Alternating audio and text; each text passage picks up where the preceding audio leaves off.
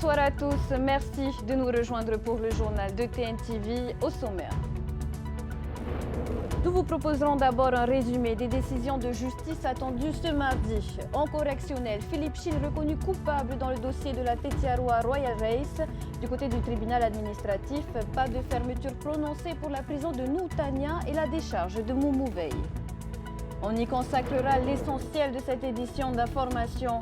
La campagne électorale du premier tour des élections législatives se poursuit sur le terrain comme dans les médias. Ce soir, nous entendrons James O, candidat du Tenati Rassemblement National dans la première circonscription, puis Nicole Sanker pour le Amwitato dans la deuxième circonscription.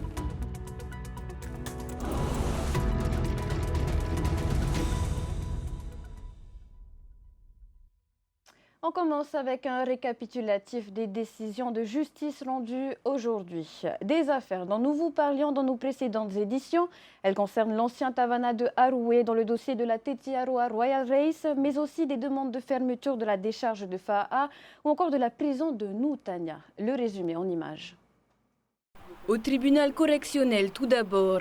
Après avoir obtenu la relaxe dans un dossier de marché public la semaine dernière, l'ancien Tavana de Haroué, Philippe Chil, a été reconnu coupable de prise illégale d'intérêt dans l'affaire de la Tetiaroa Royal Race. Mais le tribunal a assorti sa décision d'une dispense de peine, considérant que les faits qui lui étaient reprochés relevaient d'un simple problème formel qui n'avait pas entraîné de préjudice avéré pour la commune. Cette décision a été accueillie avec soulagement par l'ancien édile qui attendait depuis 4 ans l'issue de cette procédure.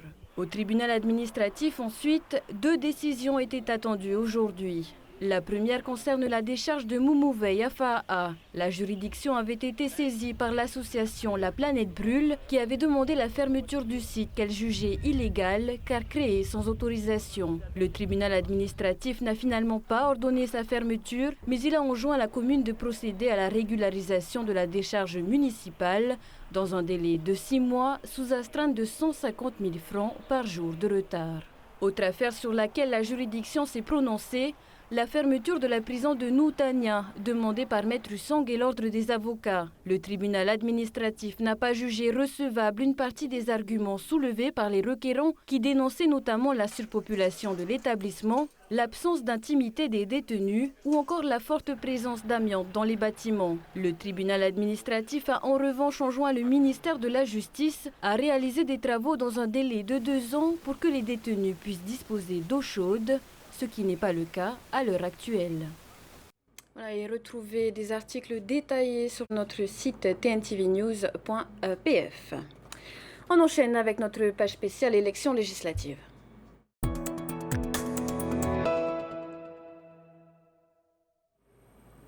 Candidat du Tenati Rassemblement National dans la première circonscription, James O est notre premier invité. Bonsoir. Bonsoir.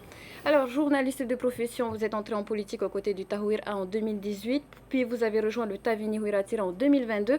Aujourd'hui, on vous retrouve dans les rangs du Rassemblement National. Cette migration politique, comment l'expliquez-vous aux électeurs ? Alors c'est un instant T pour moi, c'est-à-dire que lorsque je me suis engagé en 2018 avec le Tahuira Huiratira, c'était pour défendre un programme. J'ai répondu à cette question à plusieurs reprises, un programme tourné vers le social. Ensuite, j'ai été exclu, vous le savez, par le président du Tahuira Huiratira.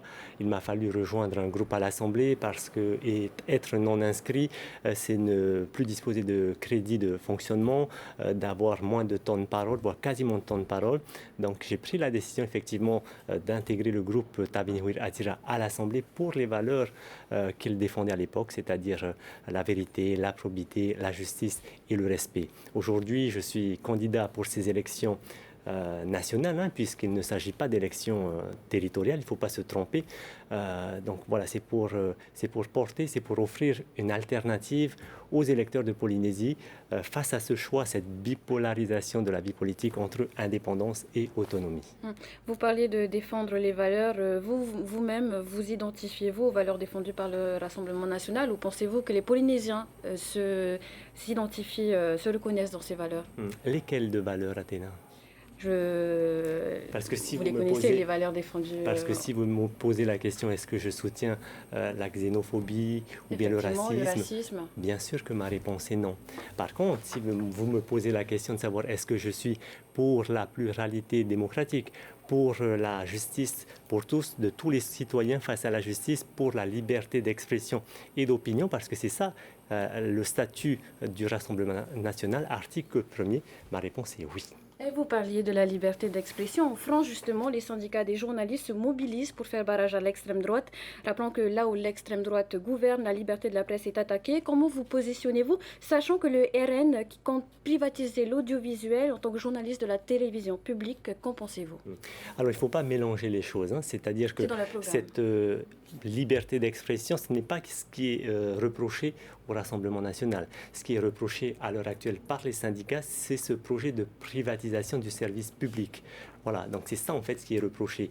Donc pour ma part, étant journaliste ici en Polynésie pour le service public, si on me demande mon avis, bien sûr que je serai opposé à ce projet de fusion parce qu'il y a une réalité en Polynésie qui n'est pas la même qu'en métropole. C'est-à-dire que pour atteindre toutes les îles des Marquises ou bien les archipels des Tuamotu, c'est important qu'il y ait cette continuité de l'information parce que lorsqu'il s'agit d'un groupe privé, les attentes ne sont pas les mêmes. Il y a un intérêt donc, pour une entreprise privée, ce n'est pas le cas pour le service public. Donc vous êtes déjà en désaccord avec certains points du programme du Rassemblement national? Ce n'est pas un désaccord, c'est un débat. Voilà, dans une famille, tous les candidats vous diront, toutes les personnes vous diront, on peut ne pas être d'accord sur certains sujets. Il y a discussion, on peut en parler, argumenter, contre-argumenter, mais au final, c'est la démocratie qui prime. C'est-à-dire que si pour ce projet, la majorité décide bien, que ce projet de privatisation va se faire, moi je ferai entendre mon point de vue, mais ça ne veut pas dire que voilà, il y a un réel débat, il y a une démocratie, un vote qui va se faire et il faudra respecter le vote. En tout cas, vous acceptez de faire partie de cette majorité si elle est de droite? C'est bien clair. On revient un peu sur vos priorités. Vous les avez listées sur nos plateaux télévisés de nos débats. Si vous êtes élu député, la lutte contre les maladies radio-induites ou le développement de l'énergie thermique des mers, ça rejoint un peu les objectifs visés par les Verts. Pourquoi ne pas avoir rejoint un parti écologiste? Parce que les Verts sont de gauche. Ils font partie de ce nouveau rassemblement de la NUPES, du nouveau Front populaire. Donc, sur l'idéologie, donc sur le positionnement sur l'échiquier national, on n'est pas dans la même équipe, on va dire. Et quelles sont vos autres priorités? On peut les rappeler aux téléspectateurs qui nous regardent? Bien sûr, il y a ce qui est écrit dans le programme, mais il y a également des projets qui ne sont pas écrits noir sur blanc. Mais par exemple, je prends un exemple sur Moorea où nous étions hier. La population a des attentes, donc c'est important de les écouter et puis de prendre en considération leurs demandes. Sur Moorea, la problématique concerne l'emploi local, concerne également le foncier. Ils sont contre la vente des terrains aux étrangers. Mais il y a aussi le projet de lycée qui a été abandonné par le gouvernement. Pour ma part, je me positionne en faveur de ce projet parce que c'est important. Il faut rappeler qu'il y a 300 à 400 élèves du secondaire qui se lèvent à 4 heures du matin, qui doivent prendre le transport ou se faire déposer au bateau, faire la traversée dans des conditions parfois très difficiles. Donc, on ne peut pas ne pas soutenir ce projet pour Moorea. Donc, pour ma part, je défendrai auprès des instances qui reviennent de droit ce projet pour défendre cette construction de lycée à Moorea. Ce projet qui a été arrêté par l'exécutif local, c'est donc auprès de l'exécutif local que vous comptez faire entendre? Bien évidemment, mais pas que, parce que moi je considère qu'une fois qu'on est élu, il y a la période de campagne électorale où chacun défend, prêche pour sa paroisse. Mais dès lors qu'on est élu, et c'est la position que moi j'ai adoptée en 2018, nous sommes élus pour tous les Polynésiens. On ne regarde plus la couleur ou bien le ticket de vote qui a été mis. Non, non, pas du tout.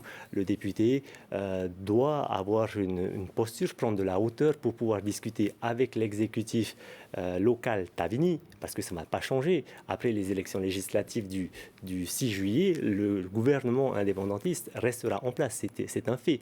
Donc le député, il a discuter avec les deux partis, mais également avec, rapidement également avec la majorité qui se dessine en France. Et dans les sondages, c'est bien le Rassemblement national qui est en tête. Il ne faut pas oublier, à une époque où la Polynésie était forte, c'était justement où Gaston Floss était allié avec Jacques Chirac. Donc voilà, l'idée c'est d'avoir des représentants, des députés dans une majorité pour porter nos projets.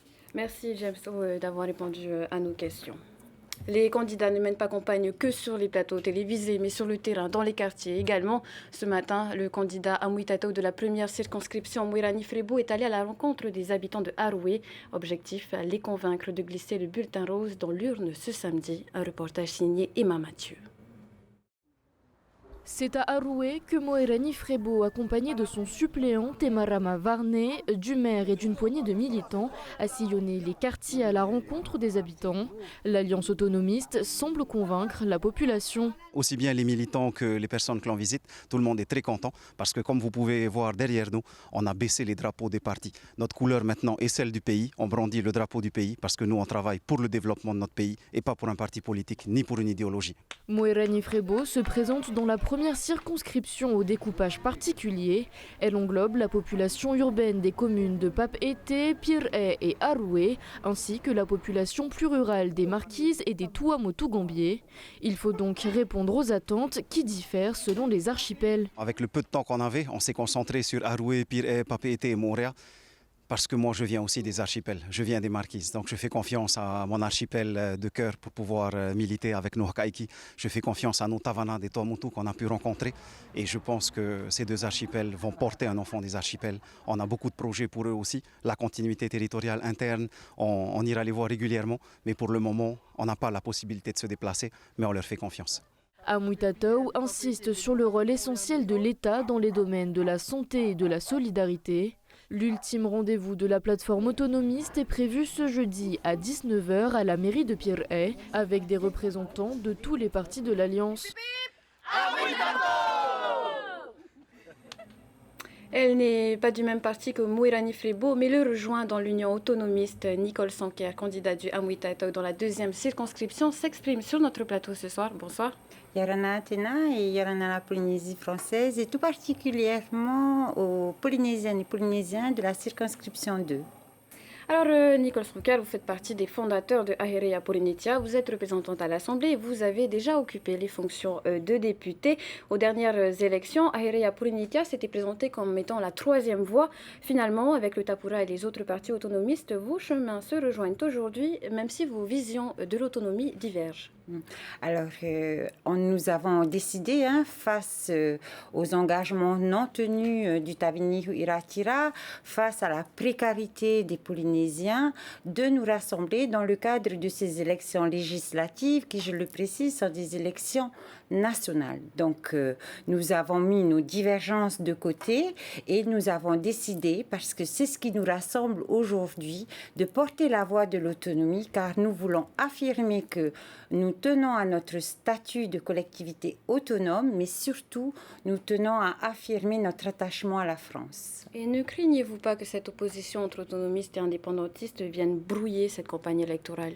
Non, je pense qu'en tous les cas, sur le terrain, ça se voit. Il y a comme un apaisement devant cette réconciliation des autonomistes.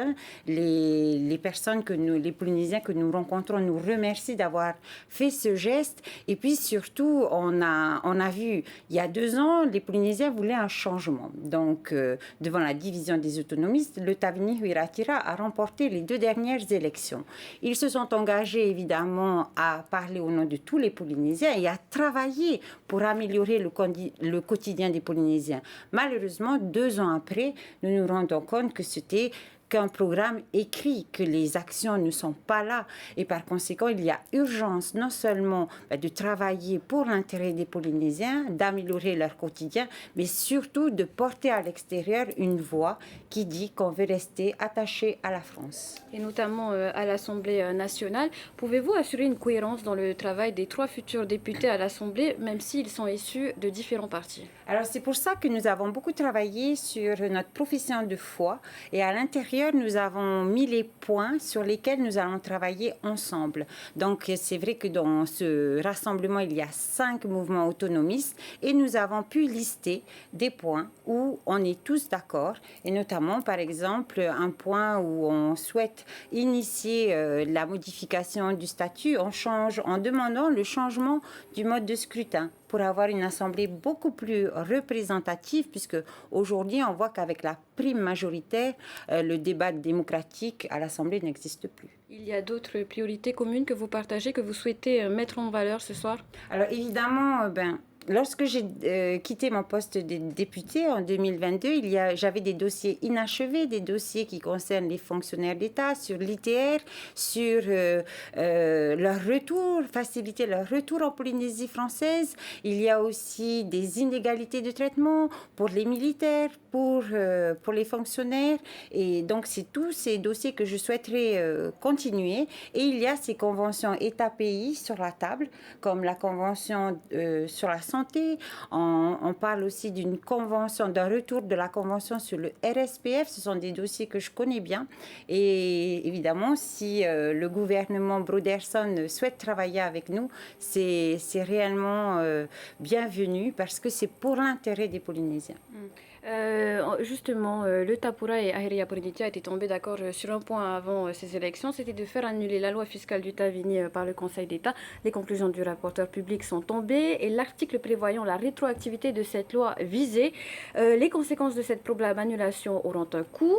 Comment comptez-vous travailler avec notre gouvernement avec qui vous semblez en désaccord sur des dossiers aussi majeurs? Vous savez, la minorité à l'Assemblée de Polynésie française a une attitude bienveillante. Dans les discussions en commission comme en séance plénière, nous alertons le risque des lois qu'ils proposent. Nous essayons même de poser des amendements pour améliorer leur proposition de loi. Et à chaque fois, on a un refus, un rejet de nos propositions. Nous voulons être une minorité constructive parce que nous entendons les besoins urgents des populations. Malheureusement, alors qu'ils avaient prôné l'ouverture en début de mandat, aujourd'hui, nous constatons que toutes nos propositions sont rejetées. Mais là, je réaffirme que si nous sommes élus demain, il est clair qu'il y a des dossiers où nous apporterons notre contribution si M. Broderson veut bien. Juste avant, vous parliez des points communs dans l'Union autonomiste. Il y a aussi un point divergent, en fait. Il s'agit du non-cumul des mandats. C'est un sujet défendu par Moirani Frebo. Vous, en l'occurrence, vous n'êtes pas d'accord avec lui?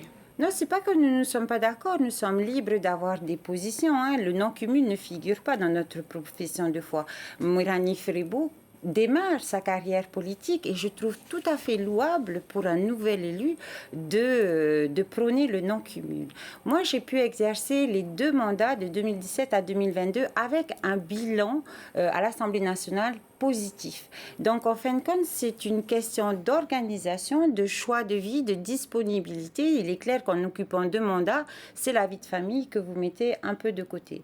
Et donc, pour l'avoir fait, il y a une continuité du travail parlementaire à l'Assemblée de Polynésie en France.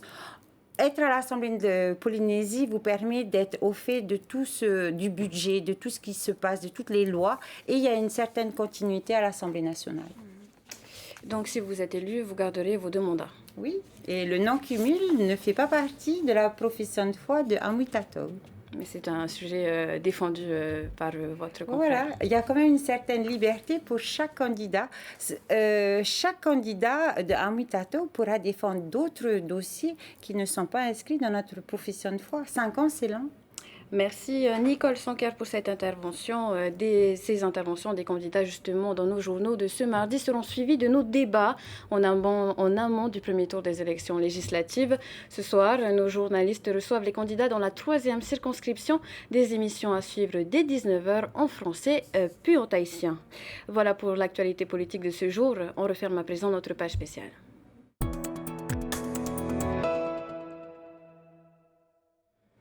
Et on referme également cette édition d'information. Merci de l'avoir suivi. Restez avec nous pour suivre les débats de la 3e circonscription des élections législatives 2024. Les candidats seront interrogés en français puis en tahitien. Juste après, retrouverez Ramzi Malouki dans Ciné Nuit. Demain matin à 9h, retour sur l'Euro avec la rencontre Portugal-Géorgie en direct TV sur TNTV. Et demain soir, rendez-vous à la même heure pour votre journal. Excellente soirée à tous. Retrouvez ce journal en replay sur notre site internet et notre application mobile TNTV.